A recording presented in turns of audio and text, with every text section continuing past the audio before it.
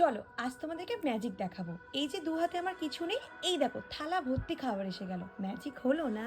আজও তোমাদের সঙ্গে আমি দারুণ দারুণ খাবারের টেস্ট নিয়ে কথা বলবো। না না, আমি কোনো ফুড ব্লগার না, তবে আমি তোমাদের বলেছিলাম না, আমার খুব ইচ্ছা আছে।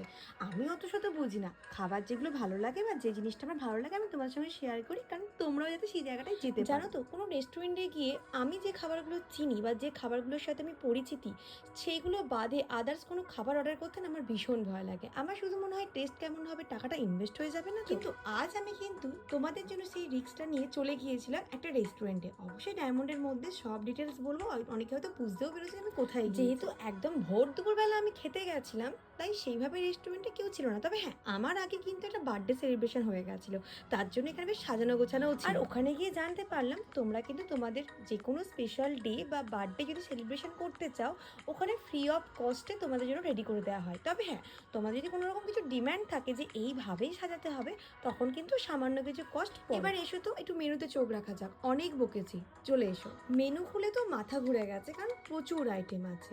সেই প্রচুর আইটেমের মধ্যে যে আইটেমগুলো আমি বেঁচেছিলাম অবশ্যই তোমাদের সঙ্গে শেয়ার করবো, প্লাস আমার ভিডিওর ওপরেও তোমাদের মেনশন করা থাকবে। কারণ আমি হাইলি রিকমেন্ড করবো যে আমি যে কটা ডিশ ট্রাই করেছি তোমরা অবশ্যই ট্রাই করো। প্রথমেই যে আইটেমটা আমি ট্রাই করেছিলাম তার নাম হচ্ছে রঙ্গিলা টিক্কা। যেখানে চিকেনটা তো ফ্রেশ ছিল, তার সাথে কিন্তু প্রচণ্ড জুসি ছিল, সফট ছিল, তো মুখে দিতেই না একটা দুর্দান্ত টেস্ট পেয়েছি।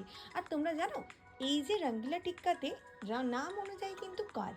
এই প্লেটে তোমার 6 রকম টিক্কা কাবাব থাকবে, যেটা প্রতিটা টেস্টই অসাধারণ। আর সেকেন্ড যে চাইনিজ আইটেমটা ছিল, মানে স্টার্টারটা ছিল, আমার বেস্ট লেগেছে।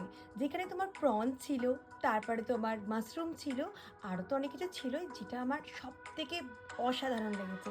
আমি হাইলি রিকমেন্ড করবো, তোমরা কিন্তু অবশ্যই এটা টেস্ট অবশ্যই অবশ্যই অবশ্যই করো। তারপরে স্টার্টার আইটেম খাওয়ার পর গলা শুকিয়ে যাওয়াতে একটু মকটেল দিয়ে গলাটা ভিজিয়ে নিলাম। মকটেল দুটোর টেস্টও কিন্তু দুর্দান্ত ছিল, বিশেষ করে আমার গ্লাসটা দারুণ পছন্দ হয়েছে। কথায় আছে আগে দর্শনদারি তারপর গুণ বিচারি, ঠিক এখানে সেই কাজটা হয়েছে। প্রতিটা আইটেম এত সুন্দর সাজিয়ে গুছিয়ে আমাদেরকে দেওয়া হয়েছিল যে মানে খাওয়ার মাত্রাটা কিন্তু আরো দুগুণ বেড়ে গেছে। মেন কোর্সে বাসন্তী পোলাওয়ের সাথে চিকেন কিমা মশলা নিয়েছিলাম, যেটা আমি কখনো ট্রাই করিনি।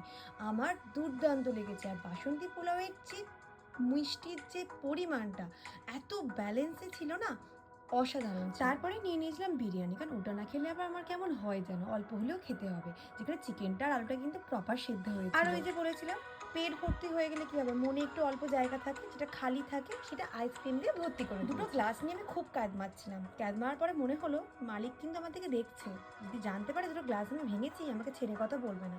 তাই ভাবলাম চলো তোমার সঙ্গে লোকেশনটা শেয়ার করে ফেলি। দেখো, ওইদিকে ডায়মন্ড হারবার নতুন হসপিটাল, আর এদিকে কলকাতা। আমি দাঁড়িয়ে আছি ডাক্তার একে পালের গলির সামনে, মানে একদম গলি দিয়ে তোমরা ঢুকে গেলেই পেয়ে যাবে ভূত প্যারাডাইস। মোট কথা, তোমরা নতুন হসপিটালের আগে ডক্টর একে পালের গলির সামনে নামাতে বললেই কিন্তু তোমরা চলে যেতে পারবে।